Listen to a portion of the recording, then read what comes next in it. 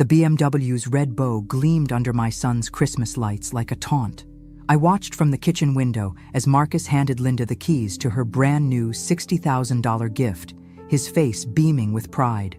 "Merry Christmas, Mom Linda," he called out, using that ridiculous nickname that made my teeth clench. My daughter-in-law Ashley squealed and clapped like they'd just cured cancer instead of buying a luxury car for a woman who'd been in our family exactly 8 months. If you're watching this, subscribe and let me know where you're watching from. Me? Well, let me show you what my loving son got his actual mother. I held up the pink plastic piggy bank, shaking it so the 3 lonely dollar bills inside rustled like dead leaves. $3. After 35 years of raising him, after every sacrifice I'd made, every penny I'd spent on his college education, his wedding, his down payment. $3. "It's symbolic, Mom," Marcus had explained with that patronizing tone he'd perfected since marrying Ashley. "You're always saving money, so we thought this would be perfect." Perfect. That's exactly what I'd called it when I smiled sweetly and thanked him for such a thoughtful gift. Because that's what mothers do, isn't it? We smile and pretend our hearts aren't breaking while our children hand us scraps and call it love. I watched Ashley link arms with Linda, both of them admiring the leather interior like schoolgirls. Linda had swooped into our family after my dear husband Tom passed 2 years ago, appearing at every family gathering with her perfectly styled silver hair and designer clothes. Somehow she'd managed to become Mom Linda, while I, the woman who actually birthed Marcus, had been demoted to just Mom, and apparently only worth $3. The December wind rattled my kitchen window as I set the piggy bank on the counter next to the Christmas cards I'd never sent. Cards that would have cost more than my entire gift. The irony wasn't lost on me, though I doubt Marcus would appreciate it even if I explained it to him. I'd spent the morning cooking their Christmas dinner, of course, standing in my kitchen for 6 hours preparing honey-glazed ham, homemade rolls, green bean casserole from scratch, and that ridiculous trifle Ashley insisted on, even though no one but her actually liked it. My feet ached, my back screamed, and my hands were raw from washing dishes. But hey, at least I got $3 out of the deal. The front door opened and I heard Ashley's voice carrying through the house. "Dot, we're heading out to show Mom Linda her new car around town. Not, would you like to come, or want to join us?" Just an announcement that they were leaving, taking their precious Mom Linda on a victory lap while the woman who'd provided their Christmas feast stood alone in her kitchen holding a children's toy. I heard Marcus call out, "Thanks for dinner, Mom. We'll see you next week." Next week, when they needed something, no doubt.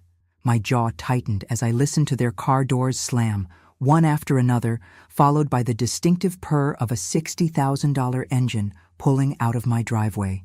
The house fell silent, except for the hum of the dishwasher and the ticking of the grandfather clock Tom had loved. I looked around my empty kitchen, at the mountain of dishes I'd volunteered to clean up, at the leftover food that would feed me for a week because God knows they wouldn't take any home.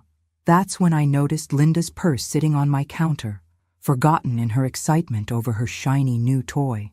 A black leather Kate Spade bag that probably cost more than my monthly grocery budget. She'd left it right next to my $3 piggy bank, and somehow that felt like the universe delivering a message. I picked up the purse, feeling its expensive weight in my hands. Inside I could see her wallet, thick with credit cards and cash, her phone in a rhinestone case, and a prescription bottle. How careless of her to leave behind something so important. How very careless indeed. A slow smile spread across my face as I carried Linda's purse to my bedroom, where I could examine its contents properly. After all, I was just being helpful, making sure nothing was missing before I returned it. That's what good mothers do. Linda's wallet was a treasure trove of information, and I do mean treasure. As I carefully inventoried the contents on my bedroom dresser, I couldn't help but marvel at how much someone could learn about a person from their purse. Cash, nearly $400. Credit cards from every major bank, plus store cards for Nordstrom, Saks, and Tiffany. But it was the folded papers tucked behind her driver's license that made my eyebrows shoot up. Bank statements. 3 of them, printed just last week. Our dear Linda wasn't just well off, she was loaded. The kind of loaded that makes a $60,000 BMW look like pocket change. Her checking account balance alone had more zeros than I'd seen since Tom's life insurance payout. And here, I'd thought she was just another widow trying to find companionship in her golden years. If you're watching this, subscribe and let me know where you're watching from. Her phone buzzed constantly with text messages, and I couldn't help but notice the notifications lighting up the screen. Deposit confirmed, $15,000 from something called Sunset Investments. Meeting confirmed for Thursday. Bring the Williams file. Williams. That would be us. I sat in Tom's old recliner, the one Marcus had tried to convince me to throw away because it didn't match Ashley's decorating vision. Funny how everything that mattered to me didn't match their vision. The prescription bottle caught my attention next. Anxiety medication prescribed just 2 months ago, right around the time she'd started getting more involved in our family finances. You see, Linda had been so helpful lately, offering to drive me to doctor appointments, volunteering to review my insurance policies, asking detailed questions about Tom's pension. Just want to make sure you're taken care of, honey, she'd say with that sweet smile. But now I was wondering exactly who was being taken care of. The house phone rang, jarring me from my investigation. Mrs. Williams? This is Officer Patterson with the State Police. I'm calling about a report we received regarding a missing person. A Linda Chen? My heart skipped, but my voice stayed steady. Linda Chen? I'm sorry, officer, but I'm not familiar with that name. Our records show she was last seen at your address earlier today. Her son filed the report when she didn't return home and wasn't answering her phone. Her son. Interesting that she'd never mentioned having children. In all her stories about being a lonely widow, somehow she'd forgotten to mention family members who might file missing person reports. Well, we did have Christmas dinner today, I said carefully. But I believe she left with my son and daughter-in-law. They were going for a drive in her new car. New car? A BMW. Christmas gift from my son. I let that sink in. Perhaps you should contact them. Marcus Williams and Ashley Williams. After I hung up, I looked at Linda's phone again. 23 missed calls from someone named Brian Chen, and text messages getting increasingly frantic. Mom, where are you? The police are looking for you. Please call me back. So Linda had a son who cared enough to call the police when she went missing. Unlike my son, who'd probably wait a week before wondering where I was. The irony was delicious, really. Here I was holding the belongings of a woman whose child actually worried about her well-being. I opened her photo gallery, telling myself I was still just being thorough. Most recent photos showed Linda at various family gatherings. Our family gatherings. Linda at Marcus and Ashley's anniversary dinner. Linda at their Labor Day barbecue. Linda at Ashley's birthday party. In every single photo, she was positioned between Marcus and Ashley, like she belonged there more than I did. But it was the older photos that made my blood run cold. Pictures of documents, screenshots of bank statements, photos of the inside of my house, my bedroom, my home office, areas where a guest had no business being. The timestamps showed she'd been documenting things for months, long before her relationship with our family had become so cozy. My hands were shaking now as I scrolled further back. There it was, a photo of Tom's death certificate, another of our marriage license, screenshots of property records showing the value of our house, and a photo that made my stomach drop, my social security card, which I kept in my jewelry box upstairs. Linda Chen wasn't just a lonely widow looking for family. She was conducting surveillance. The question was why, and more importantly, what was she planning to do with all this information? The grandfather clock chimed 7 times, and I realized they'd been gone for over 2 hours. A tour of the neighborhood shouldn't take that long, even with stops to show off a new car. My phone sat silent on the nightstand, no calls or texts from Marcus letting me know where they were or when they might return Linda's purse. I carefully repacked everything exactly as I'd found it, but not before taking photos of her bank statements and the more interesting documents with my own phone. If Linda was playing games, then she'd just taught me the rules. The BMW's engine announced their return, and I heard Ashley's laughter floating through the winter air. I positioned myself in the kitchen, Linda's purse in hand, ready to play the concerned mother who'd discovered their oversight. But as I watched Linda through the window, studying her face as she walked toward my door, I noticed something I'd missed before. The way she moved, the way she surveyed my property, the calculating look in her eyes as she approached. This wasn't a woman who'd carelessly forgotten her purse. This was a woman who'd left it behind on purpose. "Oh my goodness, Dot. Thank you so much for keeping my purse safe," Linda gushed as I handed it over, her performance Oscar-worthy. "I can't believe I forgot it. I must be getting old." She laughed that tinkling laugh that had charmed Marcus from day one, but now it sounded like nails on a chalkboard. "No problem at all," I replied, watching her carefully check the contents. Her fingers moved quickly through the wallet, and I caught the almost imperceptible relief that flashed across her face when she confirmed everything was still there. "I hope you enjoyed showing off your beautiful gift." "Oh, we did. Marcus is such a thoughtful boy. You raised him well." The way she emphasized boy when talking about my 35-year-old son made my skin crawl. "Ashley and I stopped by my house so I could show the car to my neighbors. They're all so jealous. If you're watching this, subscribe and let me know where you're watching from." Marcus appeared behind her, already reaching for his coat. "Well, Mom, we should get going. Work tomorrow, you know how it is." 3 hours ago, he'd been beaming about his generous gift to Linda. Now he was treating our family Christmas like an obligation to check off his list. "Actually, Marcus, before you go," I said, my voice sweet as pie, "I got a call from the state police. Something about Linda being reported missing." The color drained from Linda's face. "Missing? But that's ridiculous. I'm obviously not missing." "That's what I told Officer Patterson. Apparently your son filed a report." I watched Linda's composure crack for just a moment. "He must be worried sick about you." "My son?" Linda's voice pitched higher. "Oh, well, yes. Brian can be overprotective, ever since his father died." She waved her hand dismissively. "I should call him and explain." "You have a son?" Ashley looked genuinely surprised. "Linda, you never mentioned having children." The silence stretched uncomfortably. Linda's eyes darted between all of us, clearly calculating her next move. "Well, we're not very close. He lives in Seattle. Different lives, you know how it is." But I knew better now. Those text messages had been desperate, loving, concerned.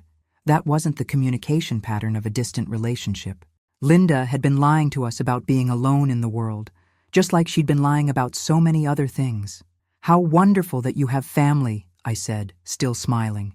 "And they care enough to worry when you don't come home." "That's precious." Marcus shifted uncomfortably. "Mom, we really need to get going." "Early morning tomorrow?" "Of course, sweetheart. Drive safely. Linda, I do hope your son stops worrying once you call him back." I watched through the window as they walked to their cars. Linda moved quickly, already dialing her phone before she reached the BMW. Marcus and Ashley followed more slowly, and I could see them talking, probably about Linda's mysterious family revelation. As soon as their taillights disappeared, I went to my computer. Brian Chen, Seattle. It took me exactly 15 minutes to find him on social media, and what I discovered made everything click into place. Brian Chen wasn't just Linda's son. He was a successful attorney specializing in elder law and estate planning. His Facebook page was full of photos with his mother, recent photos showing a close, loving relationship, photos at family dinners, birthday celebrations, holidays. This wasn't a distant, estranged son. This was a devoted child who spoke to his mother regularly and spent holidays with her. So why was Linda pretending to be alone? Why was she inserting herself into our family when she clearly had one of her own? I kept digging. Linda's social media presence was minimal, but Brian's was open, and Mother's appeared frequently in his posts. Mom's visiting again next month, from October. Family dinner with Mom and the kids, from September. Mom's advice about the Peterson case saved the day. From August, the Peterson case. I Googled it on impulse and found myself reading about a complex elder fraud investigation that Brian Chen had worked on. An elderly woman had been systematically defrauded by people she trusted, people who had gained access to her finances through emotional manipulation. My hands went cold. I printed the article, along with several others about Brian's work. Elder fraud prevention, financial abuse awareness, protecting seniors from family members and friends who exploit their trust. Either this was the most incredible coincidence in history, or Linda Chen was running a very sophisticated long-term con, And my son had just bought her a $60,000 car with money I was starting to suspect he didn't actually have. I called Marcus's cell phone. It went straight to voicemail, so I tried the house. Ashley answered, her voice tight with irritation. "Hi, Dot. Marcus is in the shower." "That's fine, dear. I just wanted to ask him something about his finances. You know, with the expensive gift and all, I'm curious how you two are managing such generosity." The pause was too long. "What do you mean?" "Well, a BMW isn't exactly pocket change. I'm just impressed that you've both done so well for yourselves." I kept my voice light. Curious, grandmotherly. "We're doing fine, Dot. Marcus got a promotion at work." "How wonderful! When did that happen? He hadn't mentioned it." Another pause. "Recently. Look, I should let you go. Marcus needs help with something." She hung up before I could ask another question, but she told me everything I needed to know.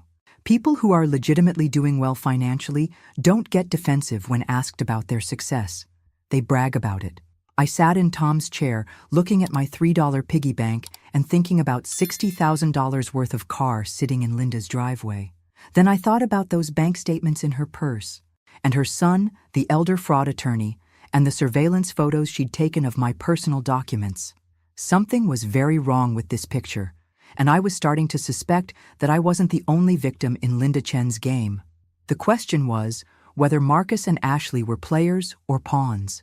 Either way, tomorrow I was going to start finding out exactly what Linda Chen was really after. And if my instincts were right, Christmas was about to become very interesting indeed. I didn't sleep much that night. Instead, I sat at my kitchen table with a pot of coffee and every piece of information I could find about Linda Chen. Brian Chen, and something that was becoming clear, wasn't adding up. By sunrise, I had a plan that would have made Tom proud. My first call was to Brian Chen's law office in Seattle. I used my sweetest grandmother voice when his secretary answered. "Hello, dear. This is Dorothy Williams from Virginia. I'm calling about Brian's mother, Linda. There was a little incident yesterday, and I want to make sure she's all right." "Oh, you must be the family friend she's been visiting. Mr. Chen was so worried yesterday when his mother didn't answer her phone. Is she okay? If you're watching this, subscribe and let me know where you're watching from." Family friend. Interesting choice of words. Yes, she's fine now. But I'm curious, how long has Linda been staying in Virginia? Brian must miss her terribly. "Oh, it's been several months now. Since September, I think. He calls her every day. Such a devoted son. He was planning to visit for Christmas, but Linda insisted she wanted to spend the holidays with her new friends there." September. Linda had been in Virginia since September, which meant she'd been planning whatever this was for 4 months. And she'd deliberately kept her son away for Christmas so he wouldn't interfere with her operation. Well, she's certainly become part of our family here. My son even bought her a car yesterday. The silence on the other end was deafening. "I'm sorry, did you say your son bought her a car?" "A beautiful BMW. $60,000. He's so generous." "Mrs. Williams, I think there might be some confusion. Linda has her own car and her own money. She wouldn't need anyone to buy her anything. She's quite well off financially." I let that sit for a moment. Oh my. Well, perhaps I misunderstood. You know how it is with us older folks. After I hung up, I poured another cup of coffee and stared out at my winter garden. Linda Chen was wealthy, had a devoted son, and owned her own car. So why was she letting my son spend $60,000 on another one? And why was she pretending to be alone? My phone rang, and Marcus's name appeared on the screen. Finally. "Mom, we need to talk." "Good morning to you too." "Sweetheart, how did you sleep?" "Mom, seriously, Ashley and I are coming over. We'll be there in an hour." The tone was all wrong. This wasn't a social visit. This was an intervention, which meant Linda had already gotten to them. I spent the next hour preparing for battle. They arrived looking like they'd dressed for a funeral. Marcus wore his serious business suit, and Ashley had on her handling difficult clients outfit. They sat across from me at my kitchen table, like a tribunal. "Mom," Marcus began, his voice carefully controlled, "Linda is very upset. She feels like you violated her privacy yesterday." I raised an eyebrow. "Raised? By keeping her purse safe? I'm afraid I don't understand." "She thinks you went through her things." "Well, of course I did. What if something had fallen out? What if she'd had medication that needed to be refrigerated? I was being responsible. Ashley leaned forward. Dot, Linda feels uncomfortable about some of the questions you asked last night. About her son, about her finances. I was making conversation. I thought it was wonderful that she has family who care about her. Marcus's jaw tightened. The thing is, Mom, Linda's been through a lot. Her relationship with her son is complicated, and she doesn't like to talk about it. Complicated.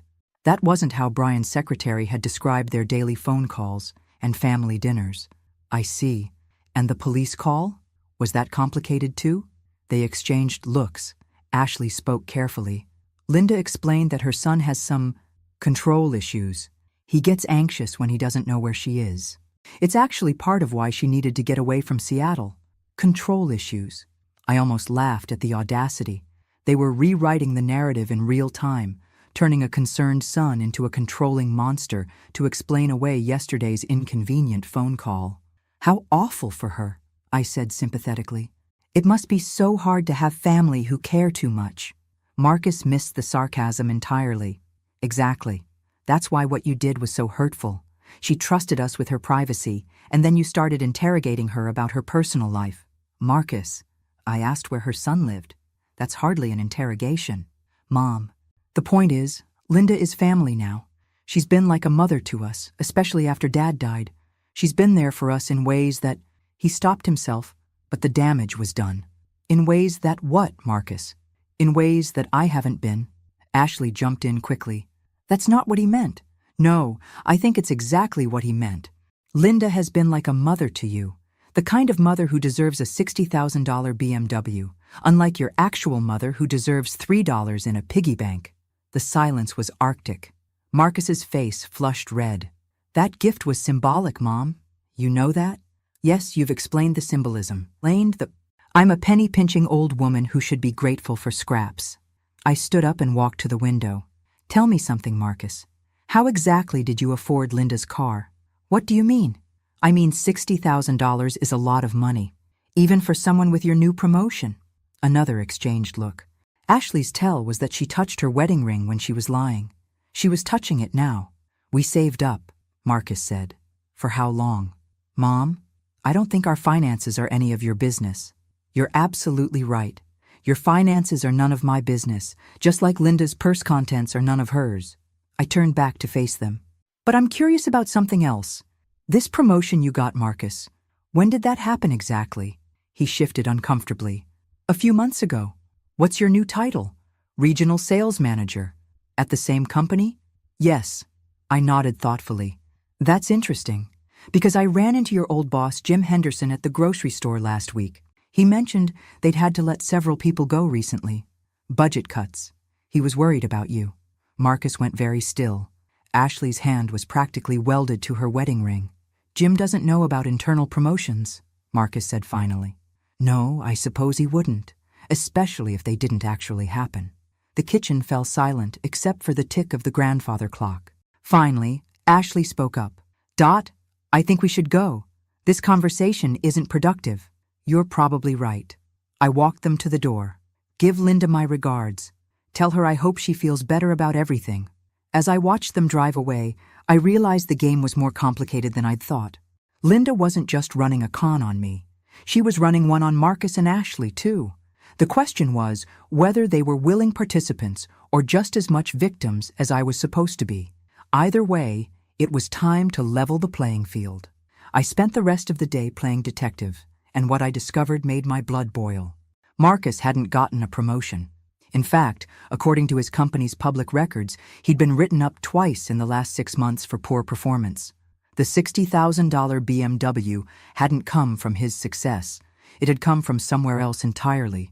A quick check of public records showed that Marcus and Ashley had taken out a second mortgage on their house 3 months ago. $70,000, approved in October.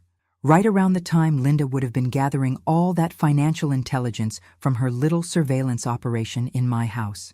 If you're watching this, subscribe and let me know where you're watching from. The pieces were falling into place, and the picture they formed made me sick to my stomach. Linda had spent months collecting information about my finances, my property values, my late husband's pension. Then somehow, she'd convinced my son to go into debt to buy her an expensive gift, probably with promises about how it would all work out in the end. I had a feeling I knew what those promises involved. My laptop screen showed the results of another search I'd been dreading: Dorothy Williams' property records. Sure enough, there it was. My house had been appraised 3 months ago, an appraisal I'd never authorized, never been present for, and never seen the results of. The estimated value made my heart skip a beat: $450,000. Tom and I had bought this house for $60,000 30 years ago. We'd had no idea it had appreciated so dramatically, but apparently Linda Chen had known exactly what it was worth. I called the appraisal company, using my most confused elderly lady voice.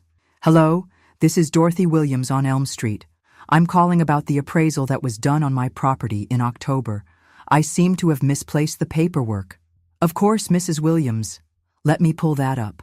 Yes, here it is. October 15th. The appraisal was ordered by Marcus Williams for estate planning purposes." Estate planning. My estate being planned while I was still very much alive. And he was authorized to order this. How exactly? Well, he's listed as your power of attorney on the request form. He provided all the necessary documentation. Power of attorney. I thanked the woman and hung up, my hands shaking with rage. I had never, ever granted Marcus power of attorney over anything. But apparently someone had created paperwork claiming otherwise. I drove to my lawyer's office without calling ahead. Margaret Patterson had handled Tom's will and our estate planning for 20 years. If anyone had filed power of attorney documents, she would have copies. "Dorothy," Margaret looked surprised to see me. "I wasn't expecting you today. How are you holding up?" "I need to see my files, Margaret. All of them.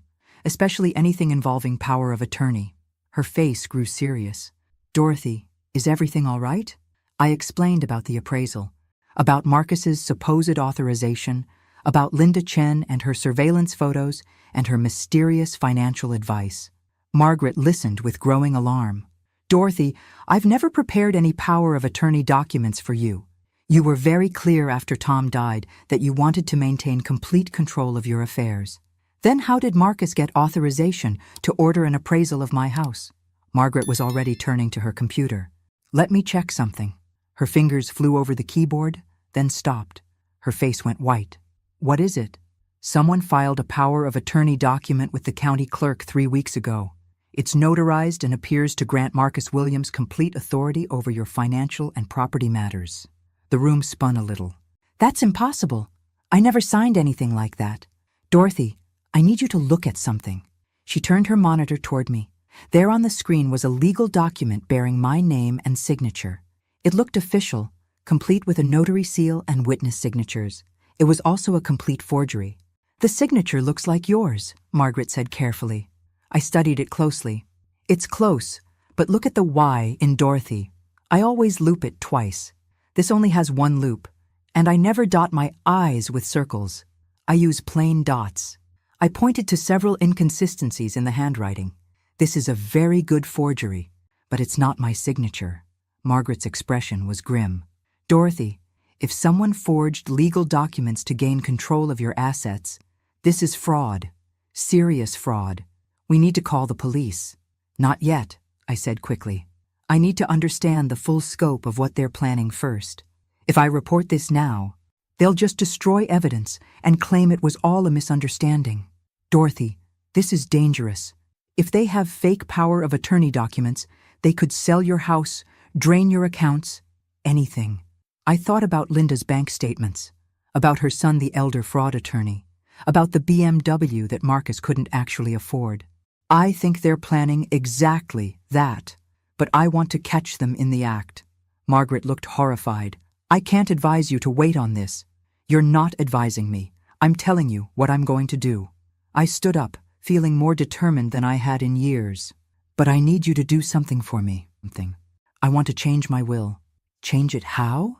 I smiled, and it wasn't a nice smile.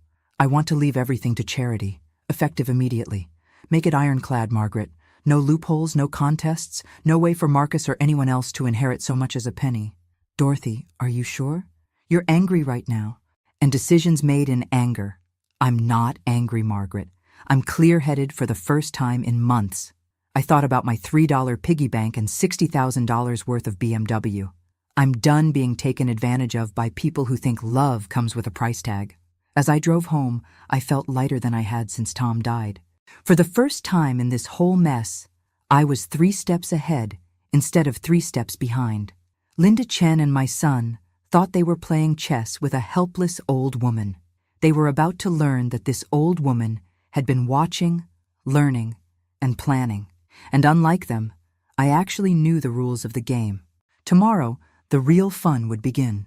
The next morning brought the kind of crisp January air that makes everything seem possible. I was humming while I made coffee, planning my day, when the phone rang. Linda Chen's voice was honey-sweet and full of concern. "Dorothy, darling, I hope you're feeling better after our little misunderstanding yesterday." "Oh, Linda, I'm feeling wonderful. Thank you for asking. That's so good to hear. Listen, I was hoping we could talk. Just the two of us, woman to woman. Marcus and Ashley are so worried about you. If you're watching this, subscribe and let me know where you're watching from." I almost laughed. Of course they were worried. They'd probably spent all night wondering how much I actually knew about their little scheme. "I'd be happy to talk, Linda. Why don't you come over for coffee this afternoon?" "Actually, I was thinking we could meet somewhere neutral. That lovely little cafe downtown? Say 2 o'clock? Neutral territory." She was being careful now, making sure our conversation couldn't be recorded or interrupted. "That sounds perfect. I'll see you then." I spent the morning preparing for what I suspected would be Linda's first serious attempt at manipulation. I dressed carefully, my best sweater, Tom's wedding ring prominently displayed, just a touch of lipstick. I wanted to look like a harmless widow, someone who might be easily convinced to make poor decisions. The cafe was nearly empty on a Tuesday afternoon. Linda had chosen a corner table where we could talk privately, and she'd arrived early to secure the position. I noted the way she'd positioned herself with her back to the wall, where she could see everyone coming and going. This wasn't a grieving widow having coffee with a friend. This was a predator preparing to strike. "Dorothy, you look lovely today," Linda said, standing to hug me. "I'm so glad we could do this." "Me too, dear. It's nice to have some girl time." We ordered coffee and small talk for a few minutes about the weather, her new car, how thoughtful Marcus was. Then Linda leaned forward with that concerned expression she'd perfected. "Dorothy, I want you to know that Marcus and Ashley are very worried about you. They think you might be feeling left out, maybe a little jealous of our relationship." I widened my eyes innocently. "Jealous? Oh my goodness, why would they think that?" "Well, the questions yesterday about my son, about my finances, it felt a little intrusive, like maybe you were trying to find reasons not to trust me." "Linda, I hope you don't think I was prying. I was just making conversation." She reached across the table and patted my hand. "Of course, sweetie. I know you meant well. But here's the thing, and I hope you won't be offended, but Marcus has shared some concerns about your financial situation." Here we go. I made myself look confused. "My financial situation? He's worried that you're not being strategic about your assets. You know, planning for the future, making sure your money works as hard as possible for you." "I think I'm doing fine, dear. Tom left me well provided for." Linda's smile became more intense. "But Dorothy, are you really maximizing your potential? That beautiful house of yours, for instance. It's worth so much money just sitting there. You could be leveraging that equity, making investments that would secure your future." "Investments?" "Well, yes. Marcus mentioned that you've been talking about maybe downsizing, finding something more manageable. And I happen to know some people who specialize in helping seniors transition their assets in tax-advantaged ways." I blinked slowly, as if processing this information. Tax-advantaged ways? It's complicated, but basically, there are legal strategies that can protect your wealth from estate taxes while giving you access to much more liquid capital. You could sell the house to an investment group I work with, then lease it back at a very reasonable rate. You'd have hundreds of thousands of dollars to invest, plus you could stay right where you are. The audacity was breathtaking. She was proposing that I sell my house to her associates, then rent it back from them, essentially paying them to live in my own home while they controlled the asset. "That sounds complicated," I said carefully. "It is, which is why you need experts to handle it. People you trust." She squeezed my hand. "Dorothy, I've become very fond of you. You're like the mother I never had. I want to help you make the smartest decisions possible. The mother she never had. While her actual son called her every day and worried when she didn't come home. And Marcus agrees with this plan? Oh, Marcus is very excited about it. He could help manage your investments, make sure you're getting the best returns. It would be a wonderful way for you two to work together on securing your future. There it was, the full scope of the con. Sell my house to Linda's associates. Give Marcus control of the proceeds and somehow trust that they'd all act in my best interests while I paid rent to live in my own home. It sounds like you've put a lot of thought into this, Linda. I have, because I care about you, Dorothy. We all do. She leaned back, confident now that she had me considering the bait. Of course, timing is important with these kinds of strategies. The investment group I'm thinking of only takes on new clients at certain times of the year.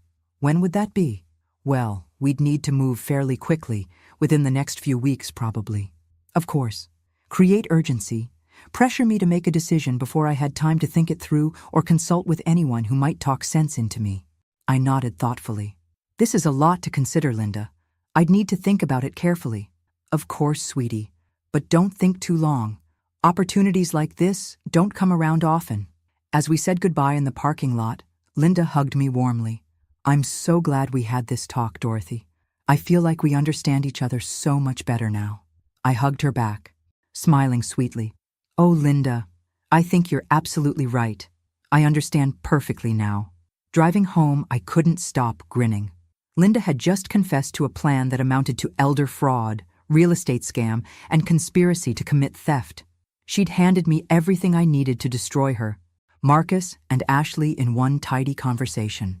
But I wasn't ready to spring that trap yet. First, I wanted to see how far they were willing to go, because something told me Linda's little investment group proposal was just the beginning of what they had planned for my assets, and I was very curious to find out exactly how desperate they'd become to get their hands on my money. Christmas Revenge Story, Chapter 7:11. I didn't have to wait long to see how desperate they'd become. 3 days after my enlightening coffee date with Linda, Marcus showed up at my door with a folder full of official-looking documents and the kind of smile that used to work when he was 8 years old and had broken something expensive. Mom, I brought those investment papers Linda mentioned. I thought we could go through them together. If you're watching this, subscribe and let me know where you're watching from. I ushered him into the living room, noting how his eyes immediately went to the family photos on the mantelpiece.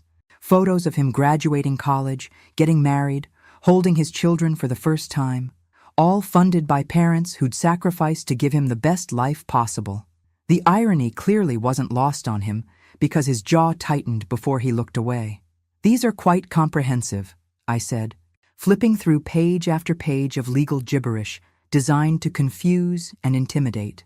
Reverse mortgage applications, investment portfolio transfers, property liquidation agreements.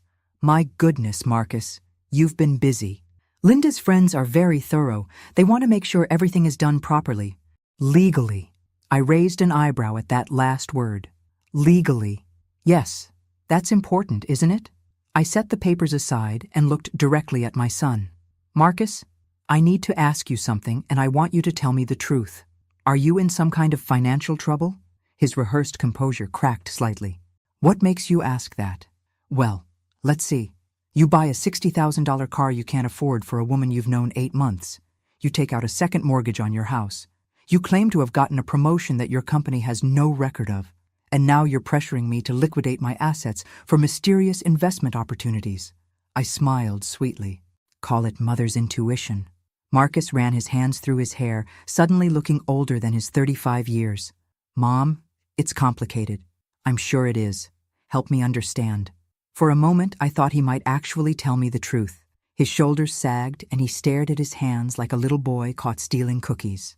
Then his phone buzzed, and I saw Linda's name on the screen. Whatever spell of honesty had been building broke immediately. Look, Mom, the bottom line is this. You're sitting on a gold mine here. This house, Dad's pension, your savings. But it's not working for you. It's just sitting there while inflation eats away at its value. And Linda's investment group can fix that? They specialize in helping seniors maximize their assets.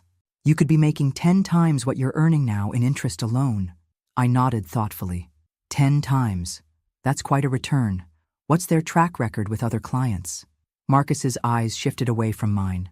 They're very exclusive. They don't advertise their client list for privacy reasons. Of course not. And you've met these mysterious investors personally? Linda handles all the client relations. She has experience with these kinds of high-level financial strategies. Does she now? What kind of experience exactly? Mom, why are you being so suspicious? Linda is trying to help us. Help you! Marcus. I leaned forward, my voice gentle but firm. Do you remember when you were 12 and you wanted that expensive bicycle for Christmas? The one that cost more than we could afford? He looked confused by the change in subject. Yeah, I remember. Do you remember what your father and I did? You worked extra shifts. Dad picked up weekend construction jobs. You both sacrificed to get me that bike. That's right. We sacrificed for you because that's what parents do. We put your happiness above our comfort. I paused, letting that sink in. Now I want you to think very carefully about what you're asking me to do here. His face flushed red. That's different. This is about your financial security. No, Marcus. This is about $60,000 you spent on a BMW, and however much more debt you're carrying that I don't know about yet. He stood up abruptly, the mask finally falling away completely. You know what, Mom? You're right. We are in trouble. Ashley lost her job 6 months ago. We're behind on the mortgage, behind on everything. And yes, I bought Linda that car because she promised to help us figure out a way to fix this mess. Finally, some honesty. And what exactly did she promise you? She said if we showed her how much we valued her advice, she could help us restructure our finances. She knows people, Mom, important people with money. People like her mysterious investment group? Yes, and all we need is some startup capital to get into their program. Capital that you're just letting sit here doing nothing. There it was. The full truth, laid bare in all its pathetic desperation. My son hadn't bought Linda a BMW out of generosity. He'd bought it as a down payment on a con job, using money he'd borrowed against his house, betting that he could manipulate his mother into bailing him out. I see. And if I don't provide this startup capital? Marcus's voice dropped to barely above a whisper. Mom, we could lose the house. The kids' college funds are already gone. Ashley's talking about leaving me. My heart broke a little, despite everything. This was still my son, still the little boy who'd once brought me dandelions and called them flowers. But he was also a grown man who'd chosen to solve his problems by defrauding his mother instead of asking for help. Marcus, why didn't you just come to me honestly? Why all this elaborate deception with Linda and fake power of attorney documents and investment scams? He went very still. What power of attorney documents? The ones filed with the county clerk giving you legal authority over my finances. The ones with my forged signature. The color drained from his face. Mom, I don't know anything about power of attorney documents. That wasn't part of the plan. What plan? Linda said, she said you'd resist the investment opportunity at first, but if we showed you how successful and grateful we were, you'd eventually come around. She said older people needed to see proof of prosperity before they'd trust financial advice. I stared at my son, seeing him clearly for perhaps the first time in years. He was a victim too, just a more willing one than I was supposed to be. Marcus, Linda Chen is not who she pretends to be. She's been running surveillance on this family for months, forging legal documents, and setting up what amounts to an elaborate theft of my assets. That's impossible. She's been nothing but kind to us. Kind people don't take photographs of other people's social security cards, Marcus. Kind people don't have their sons file missing person reports when they disappear for a few hours. He sank back into his chair, looking lost and confused. For a moment I felt sorry for him. Then I remembered the $3 piggy bank, and the feeling passed. Mom, what are you saying? I'm saying you and Ashley have been played by a professional, and you were so desperate to solve your financial problems that you didn't bother to question why a wealthy widow would need you to buy her expensive gifts before she'd help you. Marcus buried his face in his hands. When he looked up again, his eyes were filled with tears. God, Mom, what have I done? What Marcus had done, as it turned out, was worse than either of us had initially realized. Over the next 2 hours, as I made coffee and forced him to walk me through every interaction he'd had with Linda Chen, the scope of their manipulation became clear. Linda hadn't just targeted our family randomly. She'd been watching us since Tom's funeral, studying our routines, learning our vulnerabilities. She'd known Marcus was struggling financially before he'd even realized it himself, and she'd positioned herself perfectly to offer solutions when the pressure became unbearable. If you're watching this, subscribe and let me know where you're watching from. She knew everything, Mom. She knew about Ashley's job situation before Ashley even got laid off. She knew about the second mortgage before we applied for it. It was like she could predict exactly what we'd need and when we'd need it. I thought about those surveillance photos in her phone, the months of preparation, the carefully staged introduction at Ashley's birthday party. Marcus, this wasn't a coincidence. Linda Chen researched our family like a doctoral thesis. She knew exactly which buttons to push and when. But why us? We're not rich people.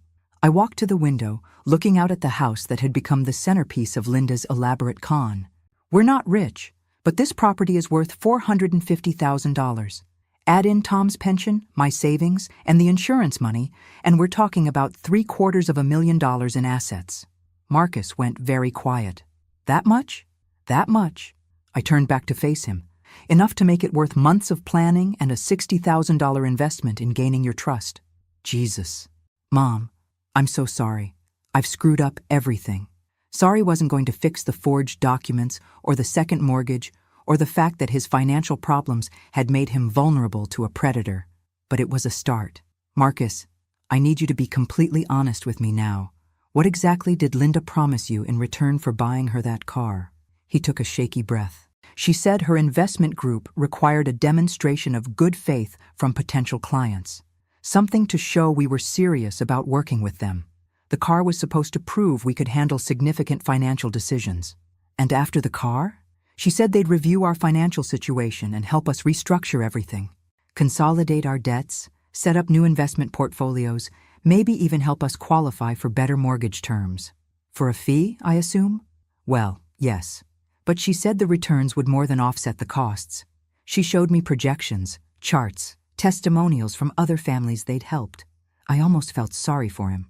Linda had played him so skillfully, giving him exactly the hope he'd needed to hear while slowly drawing him deeper into debt and desperation. Marcus, did you ever meet any of these other families? No, but Linda said they valued their privacy. High net worth individuals don't like to publicize their financial strategies. And you never thought to independently verify any of this? His face crumpled. Mom, I was drowning. Ashley was talking about divorce lawyers. The kids were asking why we couldn't afford their school activities anymore, and I was working 70-hour weeks just to stay afloat. When Linda offered a solution, I grabbed it like a life preserver. I understood desperation, but I also understood that desperation didn't excuse what he'd been willing to do to me. So you decided to throw your mother overboard to save yourself? That's not how she presented it. She said it was a win-win situation. You'd get better returns on your investments, we'd get help with our debts, and everyone would be better off financially. Except that I'd have to sell my house and rent it back from her associates. She said you'd been talking about downsizing anyway. I never said any such thing. Marcus looked stricken. But she said you'd mentioned feeling overwhelmed by the maintenance, that the house was too big for just one person. Another lie, carefully crafted to make their theft sound like a favor. Marcus, I love this house. Your father and I built our entire life here. It's where you took your first steps, where we celebrated every holiday, where I plan to live until they carry me out. He was crying now, really crying, and despite everything, my heart ached for him. He was still my child, still the little boy who'd once thought I could fix anything that was broken. Mom, I don't know how to fix this. Even if we wanted to back out now, I don't know how. The car loan is in my name. The second mortgage payment is due next week. And Linda keeps talking about the investment group's timeline, how they need decisions soon or the opportunity will disappear. Marcus, there is no investment group. There never was. Linda Chen is running a con, and you're both the bait and the backup plan. What do you mean? I sat down across from him, choosing my words carefully. I think Linda's original plan, was to manipulate me directly into signing over my assets. But when that proved more difficult than expected, she shifted to using you as leverage. Get you so deep in debt that I'd have no choice but to help, then present her solution as the only way to save the family. His face went white. You think this was all calculated from the beginning? Marcus, she had photographs of my social security card. She filed fake power of attorney documents. She's been in contact with property appraisers and God knows who else. This wasn't desperation or opportunism. This was a professional operation. We sat in silence for a long moment, both of us processing the magnitude of what Linda had orchestrated. Finally, Marcus looked up at me with red-rimmed eyes. Mom, what do we do now? For the first time since this whole mess had started, I smiled genuinely at my son. Now, sweetheart, we turn the tables. Linda Chen thinks she's been playing chess with amateurs. She's about to discover that this particular amateur has been learning the game while she wasn't paying attention. What do you mean? I reached into my purse and pulled out my phone, scrolling to the voice recording app I'd started when Marcus first arrived.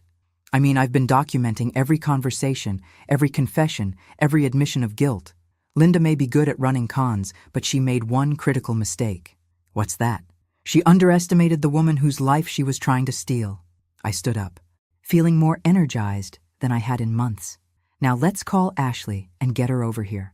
It's time for this family to have a completely honest conversation about exactly what we're going to do to Linda Chen. Marcus looked up at me with something approaching hope. You're going to help us? I thought about the $3 piggy bank sitting on my kitchen counter, about the forged documents and the surveillance photos and the elaborate manipulation that had nearly destroyed my family. Oh, sweetheart, I'm going to do so much more than help you. I'm going to teach Linda Chen why you should never try to con a woman who's lived through 70 years of people underestimating her. Ashley arrived within the hour, looking like she'd been crying for days. When she saw Marcus's tear-stained face and the pile of investment documents scattered across my coffee table, she sank into Tom's old recliner with a defeated sigh. She knows, doesn't she? Ashley asked quietly. About all of it. I know about the forged documents, the fake investment group, and the fact that you're both in over your heads with a professional con artist, I replied, pouring her a cup of coffee. What I don't know is how much of this you were aware of versus how much Linda fed you in carefully crafted lies. If you're watching this, subscribe and let me know where you're watching from. Ashley wrapped her hands around the mug like it was an anchor. I knew we couldn't afford the BMW. I knew the promotion story was a lie. But Linda was so convincing about the investment opportunity, and I was so scared about losing the house. She trailed off, staring into her coffee. Ashley, I'm not here to judge you. I'm here to figure out how we clean up this mess before Linda destroys all of us. Can it be cleaned up? Ashley looked up at me with desperate hope. Or are we completely screwed? Well, that depends on how far you're willing to go to make this right. Marcus leaned forward. Mom, we'll do anything. I mean it. Whatever it takes. I walked to my desk and pulled out a folder I'd been preparing for the last 3 days. Good, because what I'm about to propose is going to require both of you to be better actors than you've ever been in your lives. I spread my plan across the coffee table, printed emails, fake financial documents, and a timeline that would make Linda Chen very sorry she'd ever heard the name Dorothy Williams. Here's what's going to happen. Tomorrow, Marcus, you're going to call Linda and tell her I've agreed to the investment proposal. You're going to say I was initially resistant. But after seeing how happy she'd made you both, I've decided to trust her judgment. Ashley frowned. But won't she be suspicious if you suddenly change your mind? Not if Marcus sells it right. Linda expects elderly people to be confused and changeable. She'll chalk it up to typical senior behavior and congratulate herself on her patience paying off. I pulled out the next set of documents. Then, Ashley, you're going to arrange a meeting with Linda and her mysterious investment group. Tell her I want to meet them face to face before signing anything, that I'm old-fashioned that way. But they don't exist, Marcus pointed out. Exactly, which means Linda is going to have to scramble to produce them, or she's going to have to admit there is no investment group and reveal her real plan. Ashley was studying the fake documents I'd prepared. Dorothy, these look incredibly official. How did you... I may be old, but I'm not technologically illiterate. Amazing what you can accomplish with a good printer and too much time on your hands. I smiled. Linda isn't the only one who can forge convincing paperwork. Marcus picked up one of the fake bank statements showing dramatically inflated account balances. Mom, what is all this supposed to accomplish? It's bait, sweetheart. Linda thinks I'm worth $750,000. These documents suggest I'm actually worth closer to $2 million.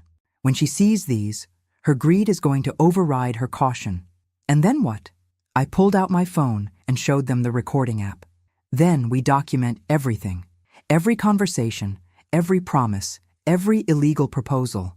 By the time we're done, we'll have enough evidence to send Linda Chen to prison for elder fraud, forgery, and conspiracy to commit theft. Ashley looked skeptical. But won't she be suspicious if we're suddenly so cooperative? Ashley, Linda has been playing a long game for months. She's emotionally invested in this con succeeding. When people are that close to a big payoff, they tend to ignore warning signs that would normally make them cautious. I walked to the window, looking out at the neighborhood where I'd lived for 30 years. Besides, she's already made one critical mistake that's going to be her downfall. What's that? Marcus asked. She filed those forged power of attorney documents with the county clerk. That's a felony, and there's a paper trail leading directly back to her. Even if she tries to run now, she's already committed a crime that can be prosecuted. The room was quiet for a long moment as Marcus and Ashley processed the scope of what I was proposing. Mom, Marcus said finally, this sounds incredibly risky. What if something goes wrong? I thought about the $3 piggy bank, about Linda's condescending smile over coffee, about the months of surveillance and manipulation they'd subjected my family to. Marcus, Linda Chen made a fundamental error in judgment. She looked at me and saw a helpless elderly woman who could be easily manipulated and discarded. She never considered that I might be smart enough to figure out her game, or stubborn enough to fight back. Ashley was reading through the fake documents more carefully. Dorothy, some of these investment terms are incredibly sophisticated. How did you know what to include? I called Brian Chen's law office and told his secretary I was thinking about hiring him to review some investment proposals for potential fraud indicators.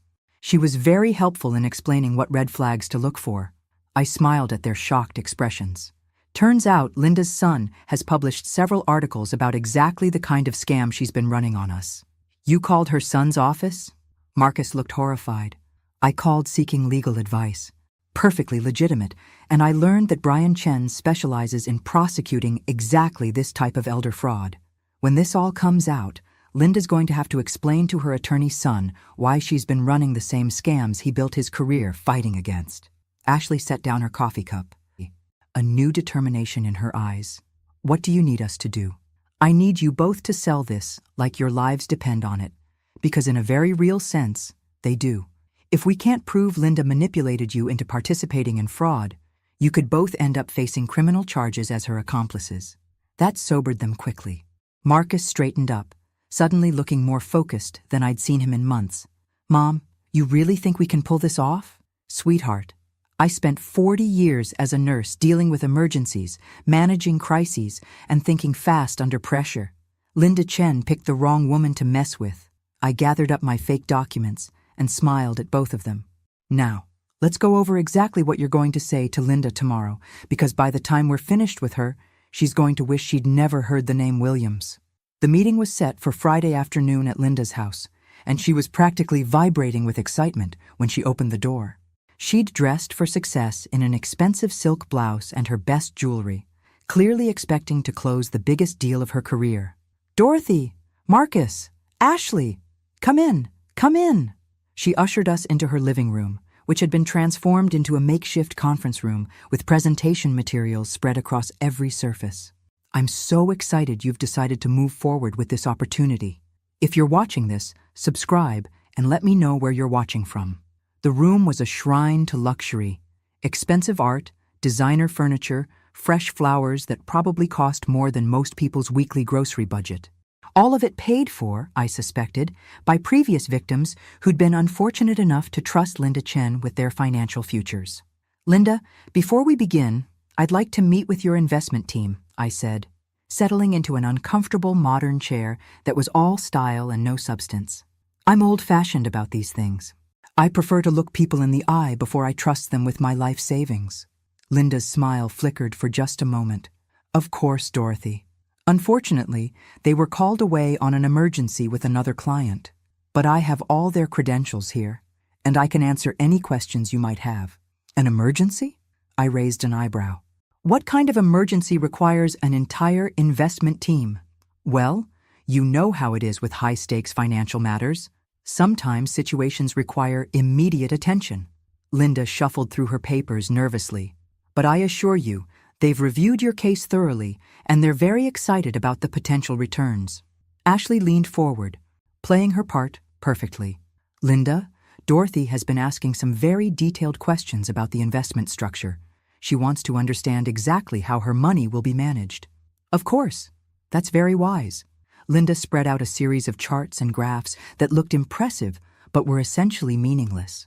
Your initial investment of $750,000 would be placed in a diversified portfolio of high-yield securities. I pretended to study the documents carefully. $750,000? But Linda, my assets are worth considerably more than that. Linda's eyes lit up like a slot machine hitting jackpot. Well, yes, but we typically recommend starting with a conservative amount for the first year, then expanding the portfolio as returns demonstrate the program's success. I pulled out my fake bank statements and spread them across her coffee table.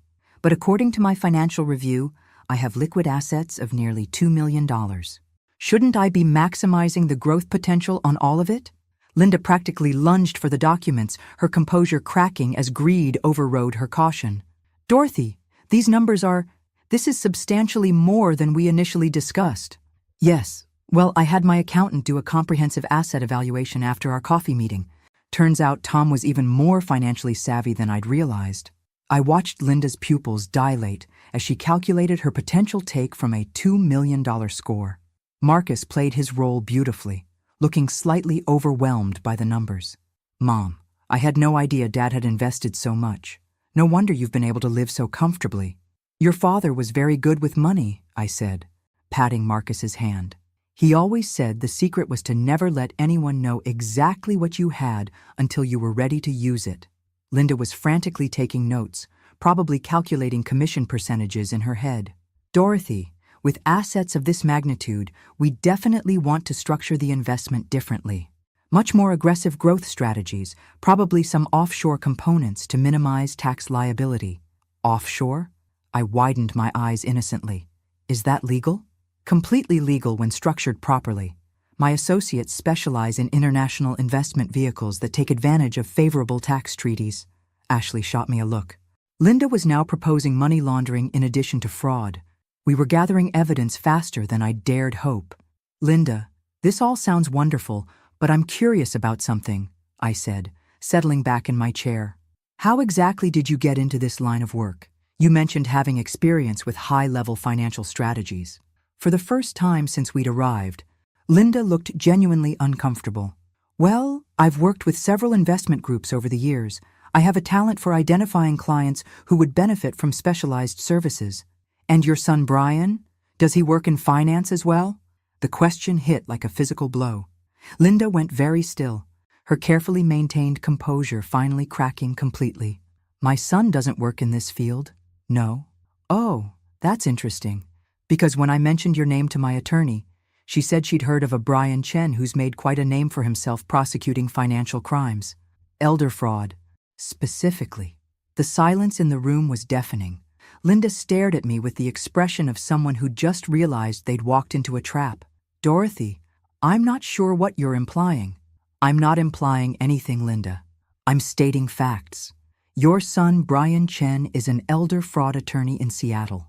He specializes in prosecuting exactly the kind of scam you've been running on my family for the last 6 months. Linda shot to her feet, her mask finally falling away completely. I think this meeting is over. Oh, I think you're right about that. I stood up as well, pulling out my phone and stopping the recording app I'd been running since we'd arrived. Marcus, Ashley, I think it's time we called the police. Linda's face went white. You've been recording this. Every conversation we've had, every proposal you've made, every illegal scheme you've suggested, including your offer 5 minutes ago to help me launder money through offshore accounts. You can't prove anything. It's your word against mine. I smiled, pulling out the folder of evidence I'd been building for weeks. Actually, Linda, I can prove everything. The forged power of attorney documents filed with the county clerk, the unauthorized property appraisal, the fake investment proposals, the surveillance photos you took of my personal documents. Linda sank back into her chair, finally understanding that her carefully constructed con was collapsing around her. The question now, I continued, is whether you want to make this easy or hard. Because either way, you're going to prison. The only variable is how many additional charges you rack up between now and when the handcuffs go on. Marcus stepped forward, and for the first time in months, he looked like the strong man I'd raised. Linda, I trusted you. We all did. And you used that trust to try to destroy my family. Marcus, you don't understand. I was trying to help you. Help us? Ashley laughed bitterly. You manipulated us into going into debt to buy you a car, then tried to trick Dorothy into signing over her life savings to criminals. How exactly was that helping us? Linda looked around the room desperately, clearly searching for any angle that might salvage the situation. Dorothy, we can work this out. I can make sure you get your money back, all of it. What money? Linda?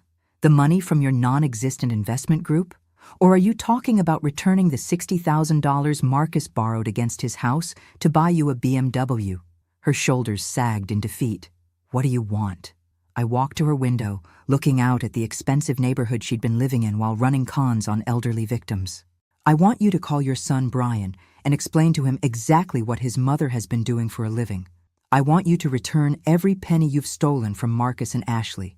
And I want you to provide the district attorney with information about every other victim you've scammed over the years. And if I do all that, then maybe, I'll recommend that the prosecutor go easy on you when you're sentenced. Linda stared at me for a long moment, finally seeing me clearly for the first time since we'd met. You're not the helpless old woman I thought you were. I smiled, thinking about the $3 piggy bank that had started this whole mess. No, Linda, I'm really not. 6 months later, I was sitting on my front porch with a glass of lemonade and the morning newspaper when Marcus and Ashley pulled into my driveway. They'd been coming by every Sunday since Linda's sentencing, partly out of guilt, and partly, I suspected, because they'd finally realized what they'd almost lost. Linda Chen had pled guilty to elder fraud, forgery, conspiracy to commit theft, and money laundering. She was currently serving a 3-year sentence in federal prison, and her son Brian had testified at her sentencing hearing about the devastating impact her crimes had on families like ours. It had been one of the most heartbreaking things I'd ever witnessed, a son having to publicly condemn his mother's choices while still somehow trying to show love for the woman who'd raised him. If you're watching this, subscribe and let me know where you're watching from. Marcus got out of the car first, followed by Ashley and the grandchildren I hadn't seen much of during Linda's manipulation campaign. 8-year-old Emma ran straight to me for a hug, while 12-year-old Jake hung back with that awkward preteen uncertainty. Hi, Grandma Dot. Emma squeezed me tight. Daddy says we're going to have a real Christmas this year, not like the weird one we had before. Emma! Ashley scolded gently, but I just laughed. She's not wrong. Last Christmas was pretty weird, wasn't it? Marcus climbed the porch steps slowly, carrying a small wrapped box. Mom, we brought you something. An early Christmas present, you could say. I accepted the box suspiciously. The last gift from Marcus hadn't exactly been a highlight of our relationship, but when I opened it, I found something that made my heart skip a beat. It was a small framed photograph of Tom and me from our wedding day, but it wasn't one I'd seen before. We looked impossibly young and happy, standing in front of the church where we'd promised to love each other for better or worse. Where did you find this? I found it in Dad's workshop when we were cleaning out some old boxes. I think he was planning to have it restored as a surprise for you before he got sick. I traced my finger along Tom's face in the photo, remembering that day when everything seemed possible and the future stretched out before us like an endless summer. Marcus, this is beautiful. Thank you. Mom, there's something else. He sat down on the porch step next to my chair. I've been going to counseling. Ashley and I both have. We're trying to figure out how we let ourselves get so lost that we almost threw away the most important relationships in our lives. Ashley nodded, settling into the other porch chair. The therapist says that financial stress can make people do things they'd never normally consider. But that's not an excuse for what we did to you. No, it's not, I agreed. But it's an explanation, and that's a start. Emma was playing in the front yard while Jake sat on the porch railing, pretending not to listen to the adult conversation, but obviously absorbing every word. Mom, Marcus continued, I need you to know that we've paid back every penny of the second mortgage. It took all of our savings and we'll be eating macaroni and cheese for the next year, but we're debt-free. And the BMW? Sold it and returned the money to the bank. Linda's restitution covered the gap between what we owed and what we got for it.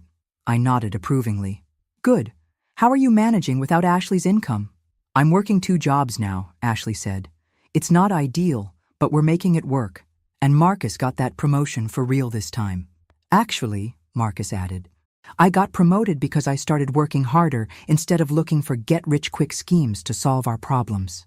We sat in comfortable silence for a while, watching Emma chase butterflies in the front yard.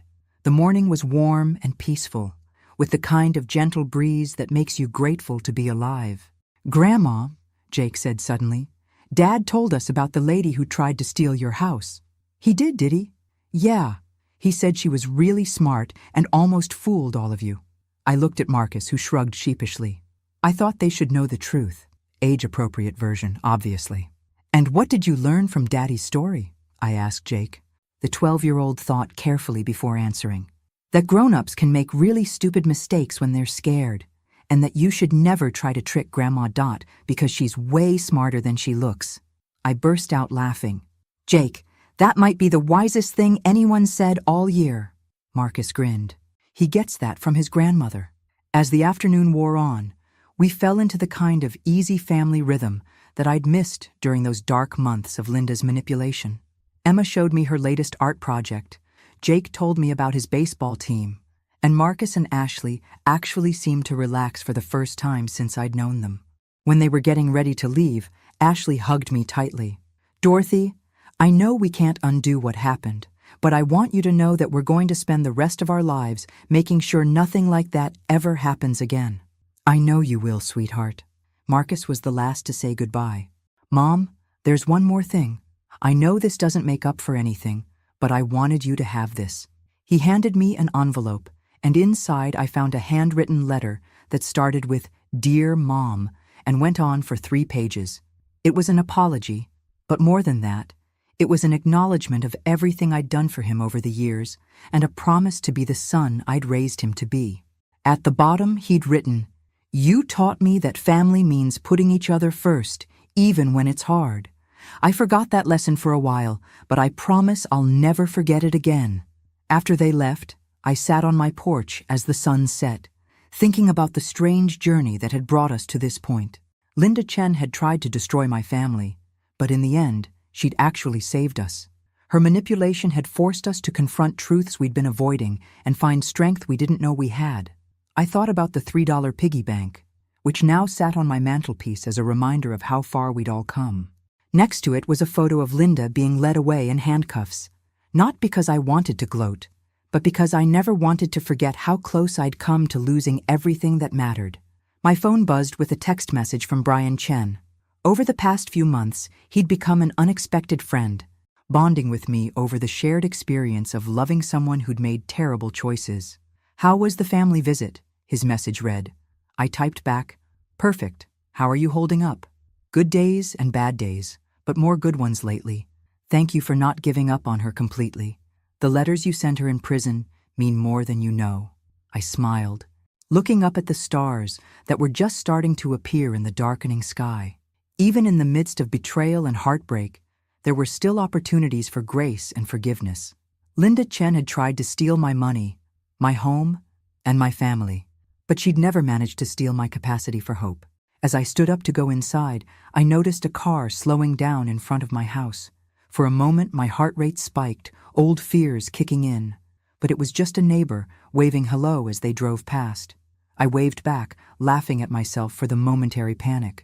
Linda Chen was in prison. Her con had been exposed. And my family was whole again. There were no more shadows to fear, no more schemes to uncover. just a 70-year-old woman who'd learned that sometimes the best gift you can give someone is the chance to face the consequences of their choices, grow from their mistakes, and find their way back to what really matters.